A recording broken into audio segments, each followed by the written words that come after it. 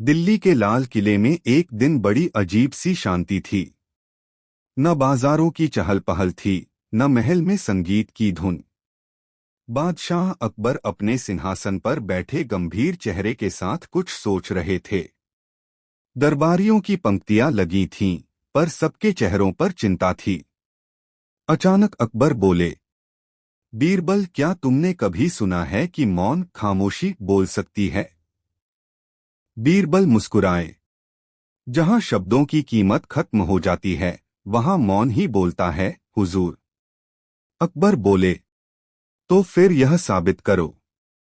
मैं चाहता हूं कि तुम ऐसी बात दिखाओ जिससे मुझे यकीन हो कि मौन भी बात कर सकता है। दरबारियों में फुसफुसाहट होने लगी।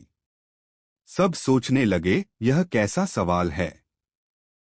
पर बीरबल के चेहरे पर हल्की मुस्कान थी।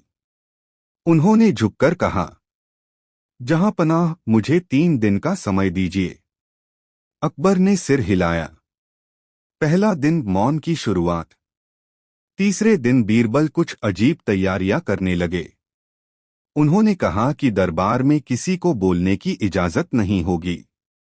सभी इशारों में बात करेंगे। दरबारियों को बड़ा अजीब लगा। कोई कह नहीं सकता था, कोई हंस नहीं सकता था, बस हाथ, आंखें और चेहरे की भावनाएं बोल रही थीं। अकबर पहले तो झुंझलाए, पर धीरे धीरे उन्होंने देखा कि बिना बोले भी सब कुछ समझ में आ रहा है। किसी के चेहरे की मुस्कान से प्रसन्नता, किसी के माथे की शिकन से असहमति झलक रही थी। बीरबल पास आए और इशारे से कहा, मौन की भाषा शब्दों से गहरी होती है। दूसरा दिन मौन की परीक्षा। अगले दिन बीरबल अकबर को महल के बगीचे में ले गए। वहां एक गरीब माली बैठा था, जो बहुत परेशान लग रहा था। बीरबल ने कहा, हुजूर, इसे देखिए। इसका बेटा बीमार है, लेकिन यह कुछ नहीं कहता, बस रोज पेड़ पौधों से बातें करता है। अकबर ने उस माली को देखा। वह पेड़ की जड़ों को छूकर जैसे कुछ कह रहा था। बीरबल ने समझाया, यह अपने दर्द को शब्दों में नहीं कह पाता, पर प्रकृति से संवाद करता है।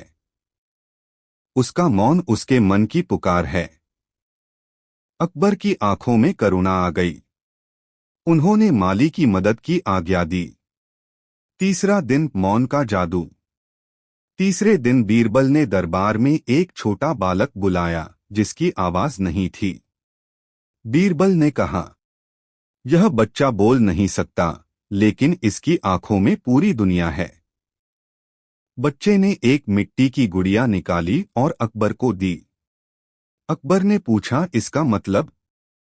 बीरबल ने मुस्कुराकर कहा, यह बच्चा आपको बताना चाहता है कि इंसान चाहे कितना भी महान क्यों न हो, आखिरकार मिट्टी में ही मिल जाता है। लेकिन उसकी अच्छाई, उसके कर्म, वे हमेशा जीवित रहते हैं। बोलने के लिए जुबान नहीं, दिल चाहिए। अकबर ने बच्चे की ओर देखा और उनके चेहरे पर गहरा मौन छा गया। उन्होंने धीरे से कहा, बीरबल, अब मैं समझ गया। कभी कभी मौन की आवाज शब्दों से भी ज्यादा गूंजती है। कहानी का अंत, मौन की सीख। उस दिन से अकबर ने आदेश दिया कि हर शुक्रवार दरबार में मौन सभा होगी, जहां कोई नहीं बोलेगा।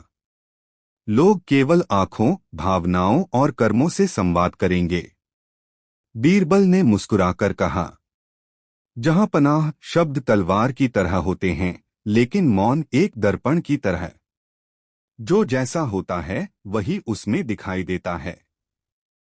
अकबर ने बीरबल को मौन विद्या सम्राट की उपाधि दी और दिल्ली के इतिहास में उस दिन को लिखा गया, जिस दिन मौन ने बोलना सीखा।